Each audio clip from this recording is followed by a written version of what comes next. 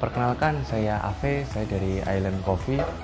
Saat ini saya sedang memulai untuk ekspansi sedikit dari yang awalnya hanya roasting di rumah untuk supply di kedai-kedai. Saat ini mencoba untuk membuka ruang bagi teman-teman ataupun customer yang sebelumnya ngambil roast bean di tempat saya untuk sekedar bercerita tentang apapun itu, kopi, bisnis dan lain-lain. Tujuannya ya biar semuanya bisa berjalan dengan baik agar lebih lancar. Sejarahnya kami memulai bisnis ini sekitar 2019 awal.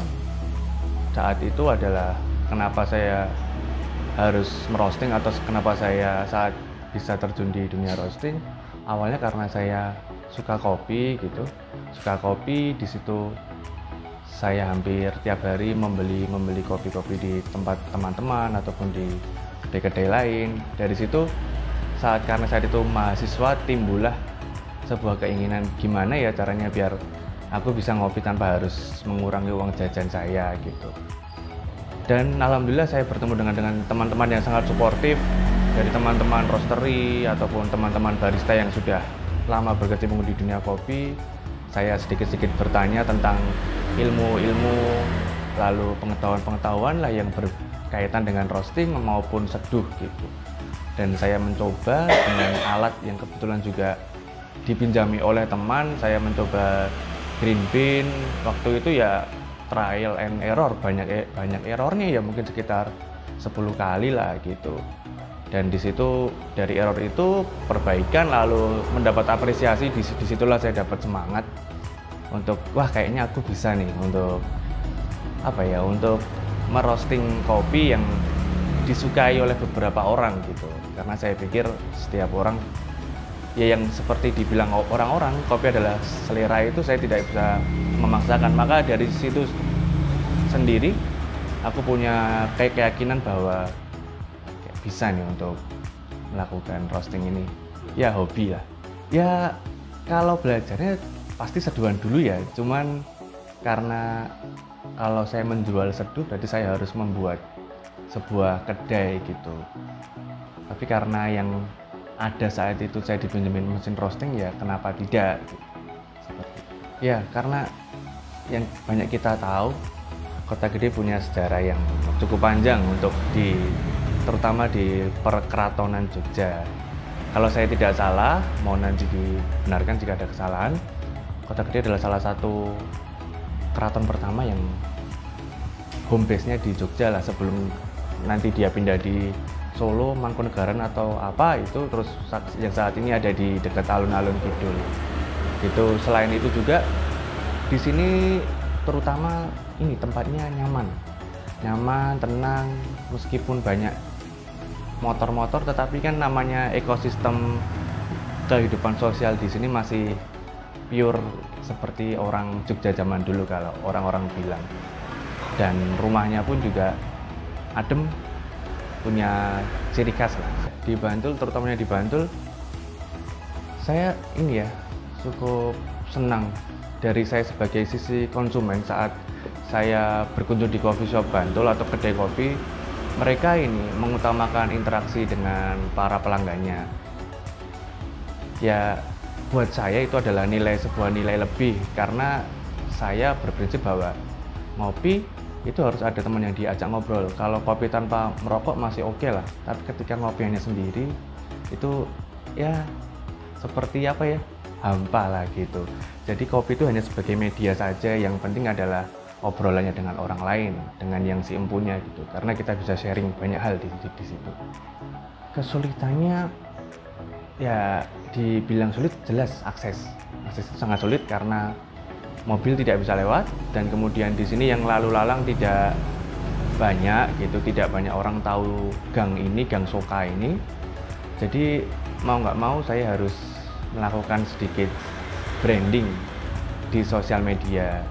Gimana sih untuk cara sampai ke island, apa yang ada di island yang tidak ada di tempat lain gitu, seperti rumah atau bangunan limasanya ini. Ya meskipun ada beberapa kedai kopi yang punya konsep seperti ini, tapi kalau di daerah sini sepertinya saya bisa cukup percaya diri deh bahwa ini mungkin salah satu dari hanya 2 atau 3 kedai kopi yang bernuansa seperti ini. Saya sendiri jujur tidak punya tidak punya kemampuan lebih untuk membuat video yang sinematik ataupun apa. Jujur saya terbantu oleh teman-teman saya sendiri, oleh customer-customer yang random. Di situ mereka berinisiatif untuk untuk ngepost di sebuah sosial media, entah itu Instagram, Twitter ataupun TikTok. Di situ saya sangat-sangat terbantu. Ya, mumpung ada momen ini, saya mengucapkan terima kasih banyak untuk teman-teman yang sudah mensupport kita, entah itu dari kedatangan sampai di up di sosial media. Itu sangat-sangat membantu Island. Seperti itu. Pandangan ke depan saya tentu saja adalah ini ya. Semua kalau idealnya orang-orang itu kan agar semua orang suka kopi ya. Apalagi sekarang di dunia specialty itu kan sangat-sangat baru hot gitu. Cuman karena kita juga harus tahu tentang keterbatasan beberapa orang untuk ngopi, itu kan tidak punya budget lebih karena itu bukan kebutuhan primer gitu. Maka dari itu tujuan saya di sini, impiannya besok itu adalah bagaimana Island itu bisa mengakomodir semuanya, semua kalangan. Ya meskipun itu dibilang mustahil, tapi ini adalah beberapa step dari saya untuk mencapai itu semua. Tipsnya adalah percaya diri dan jangan malu. Saya yakin teman-teman orang-orang tuanya kopi di Jogja itu mereka semua welcome, mereka semua baik. Meskipun first impressionnya kayaknya mereka ini udah juara ini, mereka ini punya roaster ini, tapi ketika kalian mendekati, tanya-tanya, mereka tidak pelit ilmu dan mereka sangat suportif gitu. Kalian harus pede bahwa dengan modal sekecil apapun pasti akan ada orang yang akan kalian ambil untuk jadi konsumen setianya kalian, gitu aja. Statement terakhir dari saya, tetaplah ini ya. Jadi karena kopi ini kita sama-sama ingin mengembangkan, silakan jalan di jalurnya masing-masing tanpa harus sikut kanan kiri gitu, karena semua punya tujuan yang baik dan ujungnya adalah bagaimana orang kita itu bisa ngopi dengan enak, kopi yang baik, dan tentu saja yang berkualitas gitu. Cukup seperti itu dari saya, saling menguntungkan satu sama lain. Halo, perkenalkan nama aku Niami, aku dari Yogyakarta. Oke, aku tahu cafe ini tuh dari Twitter pertama karena aku ngeliat retweetannya temenku kok ada Island Coffee. Nah itu tuh kalau nggak salah dari Paperbook atau siapa gitu sih mas username-nya. Itu sih aku taunya. Terus aku ngepoin dari di Maps itu di mana, ternyata deket banget sama rumah. Terus akhirnya aku kesini. Oke, pertama kali aku kesini tuh agak kesasar ya mas, karena kan nggak begitu kelihatan. Terus aku cari lagi, ternyata oh di sini nih tempatnya. Terus kok rumahnya ini ya klasik banget, terus nggak kayak kafe yang biasanya. Pertama agak ragu nih mau masuk, terus ternyata tuh waktu masuk, oh parkirannya juga luas banget dan masuk rumahnya itu hawanya tuh adem gitu loh mas, nggak panas. Terus kalau ternyata untuk ngerjain tugas itu pun juga enak banget, sunyi. Habis itu kalau buat nongkrong di sore hari di luar itu juga adem banget deh, vibes-nya enak banget gitu sih. Dan untuk minumannya menurut aku oke banget.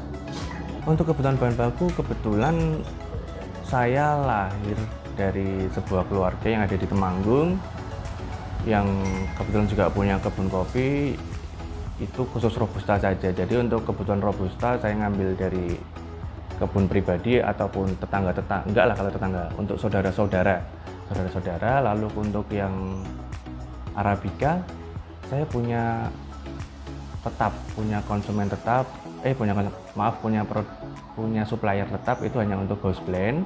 Lalu untuk yang filter, untuk single origin saya suka berganti-ganti. Tetapi saat ini karena memang kondisi harganya sedang baik, karena sedang naik, maka saya jarang-jarang untuk berspekulasi mengambil di prosesor mana gitu, jarang. Hanya orang-orang yang sudah saya kenal secara pribadi dan mungkin yang saya pikir itu sudah capable untuk memproses sebuah kopi, saya mengambil di situ. Iya, niatnya seperti itu sebenarnya ya, roastery dan ruang seduh dan berbicara lah. Karena kalau kita cuma roastery tidak ada ceritanya kita tidak punya feedback yang banyak dari teman-teman yang sudah nyobain kopi saya. Ini untuk ini sarana untuk agar selalu improve dan memperbaiki apa saja yang kurang.